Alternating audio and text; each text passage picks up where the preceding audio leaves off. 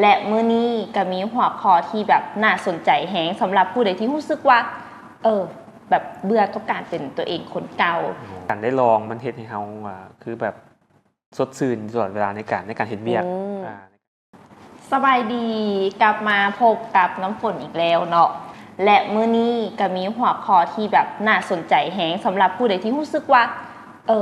แบบเบื่อกับการเป็นตัวเองคนเก่าอยากแบบว่าออกจากกรอบเดิมๆสิเขาจะมี guest speaker ที่ว่าเหมาะกับหัวข้อนี้แฮงซึ่งหัวข้อของมื้อนี้เนาะก็คือ stepping out of the box ก็คือการแบบว่าออกจากกรอบเก่าๆของตัวเองเพื่อไปเฮ็ดสิ่งใหม่ๆเขาก็จะมาเจอ guest กันแล้วจ้าเอเนาะขอเสียงเอฟเฟกต์ด้วยทีมงานตบมือสบายดีเนาะกับจอนนี่มังกรเพชรเซนสารมาเป็นแขกวันนี้คิดว่าจากมาห่วมสนทนาหรือว่าล้มกันเป็นการ discussion กันได้เปลี่ยนกันภาษาแต่ก่อนอื่นอีกอย่างก็ตามแต่เนาะขอ disclaimer ไว้ก่อนว่าเฮาบ่ได้แม่น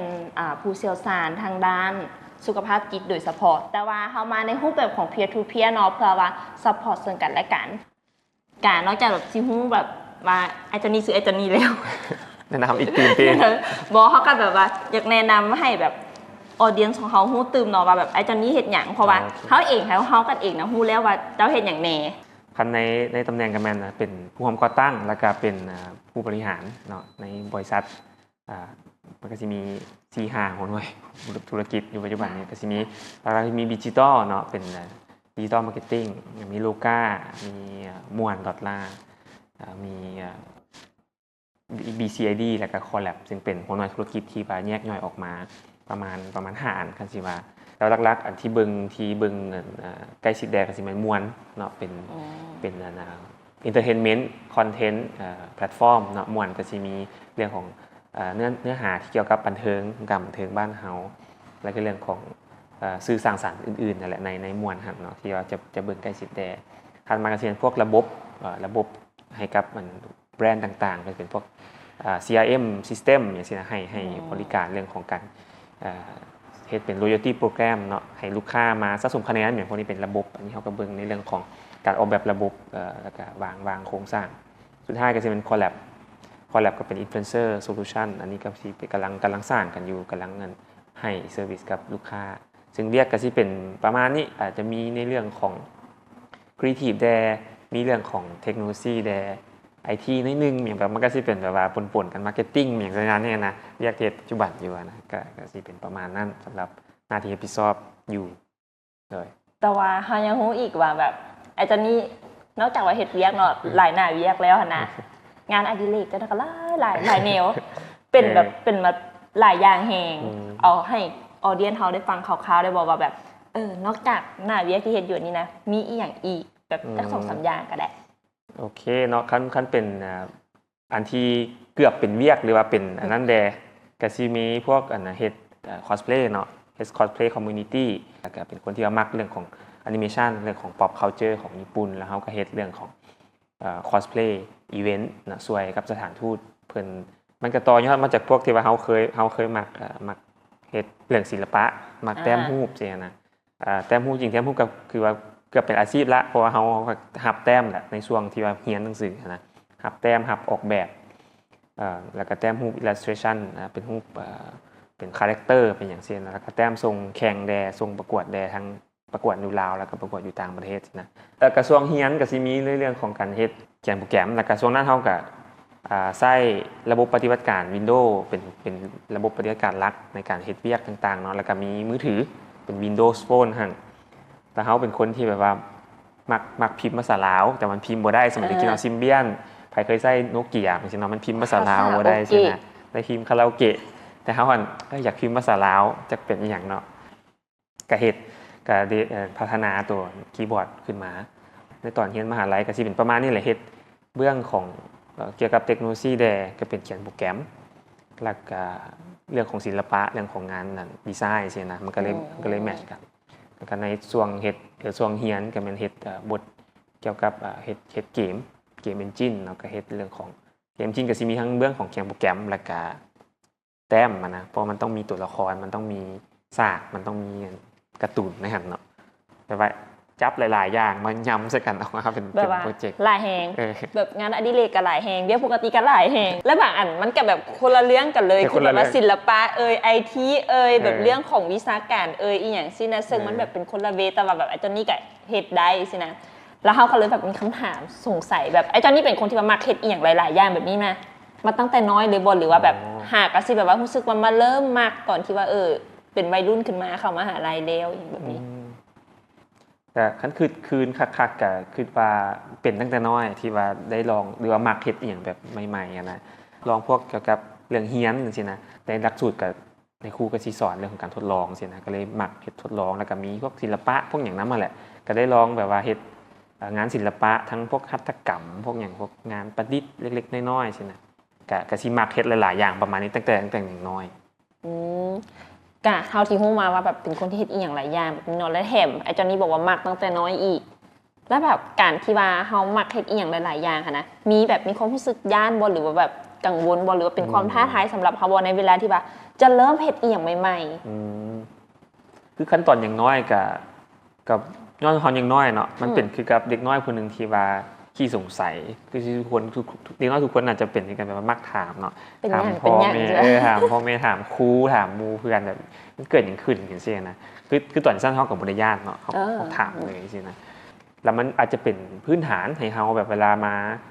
เฮ็ดมาเรียนอยู่มหาลัยมาเฮ็ดเวียก มันก็เป็นสิ่งที่เขาแบบลึ่งแล้วในการลองเอียงใหม่ๆลองก็จะโบแคซื่อกันได้เนาะลองมันผิดกับญาติพวกเจ้าสิว่าอย่างค่อยกับ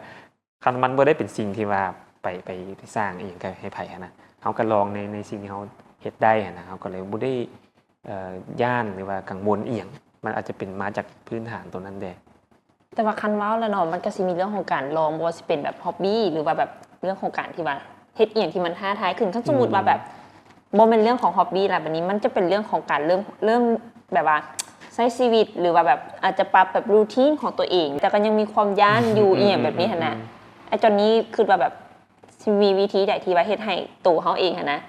กล้าที่จะลองสินะ เปลี่ยนเนาะเป็นการเปลี่ยนรูทีนอย่างซี่เนาะ ตัวอย่างประมาณนั้น โอเคโอ้ก็เป็นเรื่องที่ว่าต้องเป็นเรื่องยากกันแหละก็เป็นเรื่องยากสำหรับทุกคนเลยแหละเรื่องของรูทีนเพราะคือก็สนใจเรื่องของการแก้ไขเรื่องของรูทีนกันเขาก็มีรูทีนที่เป็นบดีเนาะบางอย่างจะแบบว่านอนดึกเนี่ยเพราะฉะนั้นมันก็บดีเขาก็อยากปรับด้วยกันใช่ปะแต่ก็พยายามมีความตื่นตัวแหละว่าสิ่งใดที่มันกระทบ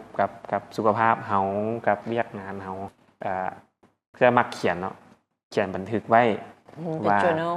ว่ามันเป็นจังไดล่ะมันกระทบจังสมมุติคือนอนดึกสิแน่นอนว่าเขาเมื่อยครับผ่อนบ่เพียงพออย่างนี้นะก็อาจจะได้เวียกบ่ดีบ่จังซี่เฮาก็เขาใช้กลับมาอ่านคืนแล้วเขาค่อยๆปรับไปแบบสั้นหั่นน่ะสิ่งที่เป็นรูทีนน่ะนะเรื่องสุขภาพเพื่อกันก็อันนึงที่คิดว่าน่าจะแบบเปลี่ยนเลยได้แดดกันไปเรียนไปเรียนเพราะเป็นคนที่บ่ค่อยได้ออกกำลังกายไปเรียนน้ำมูแดงแค่แรงผู้เดียวสินะอาจจะบุกไก่ประมาณแบบ1กิโลเมตร2กิโลเมตรเนี่ยแคมป์ของกับไปแลนด์ก็รู้สึกว่าตอนนั้นรู้สึกเครียดเรื่องของเวียดงานต่างๆไปแลนด์ก็ดีขึ้นนอนรับดีขึ้นอย่างประมาณนี้ก็โดนแลนด์เท่านึงแต่พยายามคือแบบมีโปรแกรมคือแบบมาราธอนนี่ใช่เขากับปีก่อนเข้าไป10กิโลก็ร้องกันนะร้องยามันจังได๋ก็ร้อง เอาแต่ก็ถือว่าได้ลองเนาะมันบอก กะ มันก็เป็นการก้าวข้ามผ่านแบบว่าความแบบร้องหรือบ่ร้องหรือบ่ร้องดีนั่นบ่แต่ว่าแบบก็ต้องร้องหั่นแหละเนาะบางเทื่อเนาะมันก็ต้องได้ร้องอาจจะแต่ย้านแน่หน่อยนึง คันเฮาเห็นความสำคัญมันขึ้นว่าน่าจะแก้ง่ายนะคืออย่างอื่นก็สิเป็นแบบโอ้มันต้องสมมุติเฮ็ดธุรกิจใหม่สิมันก็ว่าเรื่องทีมงานว่าเรื่องทุนว่าเรื่องหยังมันสิเป็นเรื่องสเกลใหญ่สิเนาะ แล้วแบบเขาอยากรู้ว่าสำหรับไอ้ตอนนี้เองเนาะคิดว่าข้อดีของการที่ว่าลองเฮ็ดสิ่งใหม่ๆนะมันมีแบบข้อดีแนวใดต่อแบบ well being ของเฮาหรือว่าสุขภาพจิตของเฮาคันว่าสั้นนี่คิดว่ามันได้กันได้ลองมันเฮ็ดให้เฮาคือแบบสดชื่นตลอดเวลาในการเฮ็ดเวียกในการเฮ็ดเวียกโดยเฉพาะที่ว่าเวลาเฮาได้เฮ็ดที่อาจจะบ่เกี่ยวกับเวียกเลยหั่นนะก็คือฮ็อบบี้คือเมียงนั่นแหละแต่เวลาเฮาไปนั่งในตอนเฮ็ดเวียกแล้วมันเฮ็ดให้เฮารู้สึกผ่อนคลายรู้สึกว่าการที่ว่าได้ ได้ลองได้อย่างนั้นมันเป็นแฮงผลักดันอันหนึงเฮ็ดให้เฮาเวลาไปนั่งเฮ็ดเวียกในเรื่องที่มันซีเรียสในเรื่องที่ยังมันยังมีแฮงใจในการที่ว่าไปสู้กับเรื่องของที่มันแบบยากๆเรื่องของเวียกประจำวันอย่างแบบเสียนั้นก็จะเฮ็ดให้ช่วยผ่อนคลายเนาะเพราะว่ากิจกรรมฮ็อบบี้มันก็ช่วยจัดโลงจิตใจช่วยให้เฮารู้สึกผ่อนคลายขึ้นเช่นแบบแต้มรูปสิเฮาก็นั่งแต้มรูปอยู่ที่นั้นครับพักผ่อนเป็นการสร้างสมาธิอย่างหนึ่งหรือว่าเฮ็ดกินเฮ็ดอาหาร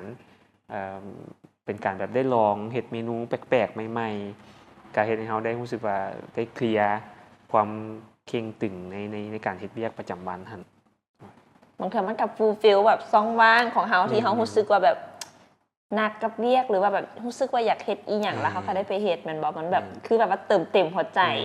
ไปอีกขั้นหนึงว่าซั่นซะ เป็นบางคนมักแต่งหน้าฉะนั้นก็ได้ลองแต่งแบบสไตล์ต่างๆเนาะแต่งบ่ได้ไปใส่ดอกแล้วก็แต่ง แต่งอยู่บ้าน ทดลองอะนะ แต่งอยู่บ้านแล้วนอน แต่งอยู่บ้านนะครับอาจจะเฮ็ดแบบเบิ่งเองก็ได้มันก็เป็นการฮ็อบบี้อย่างหนึ่งได้ลองเนาะบางเทื่อเฮ็ดไปเฮ็ดมาเรื่องอาจจะเป็นอาชีพก็ได้เฮาก็บ่รู้ ก็ว่าบ่ได้ก็สามารถต่อยอดไปได้อีก แม่น หลังจากที่เราฮู้อีหยังหลายๆอย่างแล้วแบบขอแบบทริปหรือทริคที่ว่าไอ้จอนนี้แบบใช้เวลาที่ว่าจะเริ่มเฮ็ดอีหยังใหม่ๆแล้วมีความรู้สึกแบบลองหรือบ่ลองดียังมีความย่านอยู่ย่านว่าอุ้ยเฮ็ดแล้วเฟลย่านนั่นย่านนี้ยังมีความรู้สึกย่านอยู่นะ คือว่าเป็นสิ่งที่หลายคนอยู่ของการเฮาก็ได้รวมกันเรื่องนี้เรื่อยๆคือกันเพราะว่าเวียกมันก็สิมีเวียกหน้าใหม่อย่างใดสินะมันก็จะยากแดหรือว่าเวียกที่แบบมันเกิดขึ้นใหม่เนาะเกี่ยวกับดิจิทัลจังนะเฮาก็มีแต่ล้มกันแล้วก็ปรึกษากันแล้วก็ให้คำแนะนำไปประมาณว่าเฮ็ดจังไดที่แบบไปฮอดพุ่นเลยได้เลยหรือว่าเข้าใจทั้งหมดในเวลาแบบใบเลยสิก็บ่ได้เฮาต้องแบ่งออกแล้วก็เฮ็ดให้มันเป็นขั้นทีละน้อยทีละน้อย สมมุติว่าขันนั้นมันยังใหญ่อยู่เขาก็แบ่งลงไปอีกให้มันน้อยลงไปอีกแล้วลองก่อนลองอันน้อยๆก่อนบ่ฟ้าวแบบข้ามโดดเลยไปแล้วงงเลยสิยากเลยอาจจะท้อสินะแต่คันเฮาแบ่งน้อยๆแล้วเฮาค่อยๆทำความเข้าใจไปทีละเรื่องไปทีละอย่างมันก็สิให้เฮารู้สึกว่าอันนี้เฮาเข้าใจเด้แล้วก็ไปต่ออีกอันนึงดูอันใหม่คือเฮาเรียนหนังสือแหละกลับไปเรียนหนังสือคือสมัยน้อยก็เรียนอันง่ายก่อนแล้วจะมีเรียนอันยากเนาะใครสิเอาอันยากมาใส่เลยก็สิแบบซับซ้อน อาจจะเริ่มจากการเรียนรู้ก่อนแล้วค่อยๆเริ่มลงมือเฮ็ดบ่อีหยังไปทีละหน่อยเนาะอาจจะเป็นสเต็ปน้อยๆก่อนเพื่อว่ากลัวสิไปฮอดหันมันก็บ่ง่ายดอกแต่ว่าก็เริ่มจากน้อยๆเฮาเชื่อว่าเริ่มจากน้อยๆเนาะหลายๆเทื่อไปมันก็สิฮอดคือกันแม่นบ่กะสุดท้ายเนาะก่อนที่ว่าสิหนีปะกันเฮาก็ใช้ไอ้เจ้านี้ฝากผลงานฝากอีหยังก็ได้ที่ว่ารู้สึกว่ามีอยากให้ฝากบ่สินะแต่ช่วงนี้ก็สิเป็นฝากฝากมวนเนาะฝากมวน .la ฝากมวน$ตอนนี้ก็สิมีปีนี้2024ก็สิมีอย่างหลายๆอย่างที่เปลี่ยนแปลงแล้วก็อาจจะมีคอนเซปต์ใหม่ๆของมวนหรืออาจจะได้เฮ็ดเรียกร่วมกันกับทางทีมงานของเราก็ได้เนาะหนึ่งของคลิปช่วงนี้เขาก็ได้เฮ็ดอยู่ยกระดับขึ้นไปเรื่อยๆเสียนะอันนี้ก็ฝากติดตามมามวนเนาะเพื่อนใน Facebook กับมวน$นี่ขายเครื่องแล้วเขาก็ซีไทยอินของเขาคืนเนาะสำหรับผู้ใดเนาะที่ว่าอาจจะมีการเดินทางหรืออยากลองเฮ็ดสิ่งใหม่ๆคือไอ้จอนนี้แต่ว่ายังบ่ฮู้ว่าสิเป็นเราให้ไผฟังหรือว่ารู้สึกว่าแบบ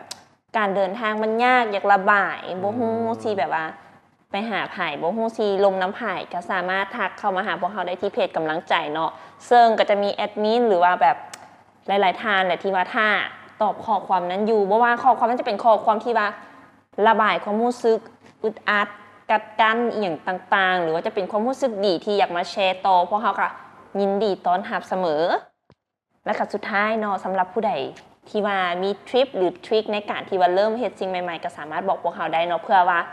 เป็นการแชร์ต่อๆให้กับท่านผู้ชมคนอื่นๆวันนี้เขาก็สิได้กล่าวคำว่าสบายดีบ๊ายบายมีปลาแล้ว